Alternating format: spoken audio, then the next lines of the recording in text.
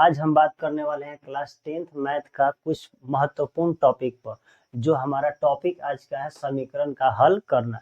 समीकरण का हल मुख्यतः 3 विधि से की जाती है। ये हमारे पास विधि है प्रतिस्थापन विधि, विलोपन विधि और बृहज्जीवन विधि। अगर आप इन तीनों विधियों को सीख लेते हैं या बना लेते हैं तो पूर्ण रूप से भरोसा है कि यह क्वेश्चन आप नहीं छोड़ेंगे। और हम आपको तीनों विधियों को एक एक क्वेश्चन अभी हम बनाएंगे और आपको सबसे आसान भाषा में समझाएंगे कि इस तीनों विधियों को कैसे हल करें। चलिए हम देखते हैं सबसे पहले प्रतिस्थापन विधि। प्रतिस्थापन विधि का हमने 2 समीकरण लिया है। इन समीकरण को हल करके आपको बताते हैं कि इसका हल कैसे निकाला जाएगा।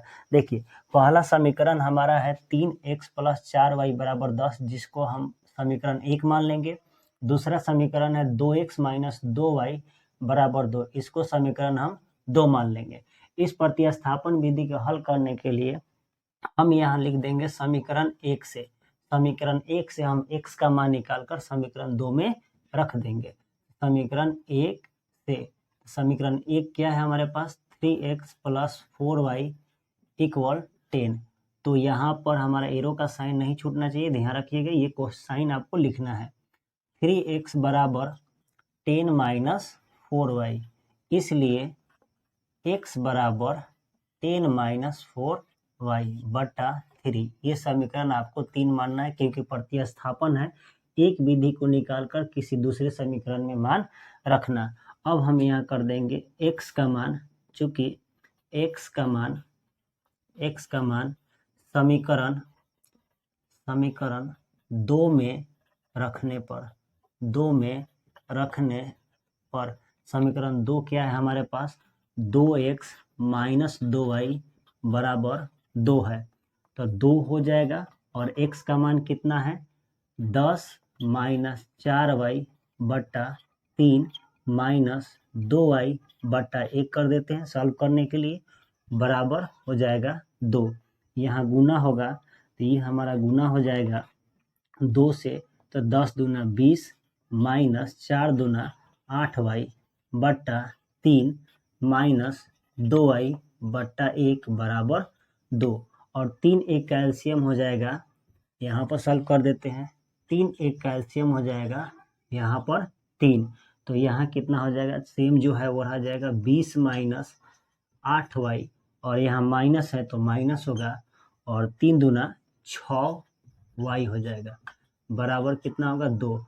अब ये भाग में है तो बराबर को उधर जाएगा तो गुना में बदल जाएगा, ठीक। तो यहाँ पर हम लिख देते हैं 20 और माइनस ही दोनों है तो माइनस दोनों क्या होगा जुट जाएगा, 8 - 6 = 14 - 14y बराबर 3 दूना कितना हो जाएगा 6।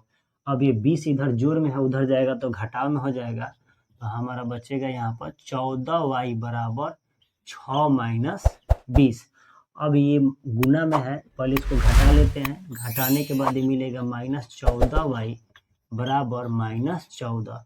माइनस से माइनस कटेगा, 14 से 14 कट जाएगा, तो इसलिए y = 1 आएगा। एक मान तो हमारा निकल गया। अब इसी मान को y = 1 जो आया है, इस मान को समीकरण 3 में हमें रख देना है। तो अब y का मान समीकरण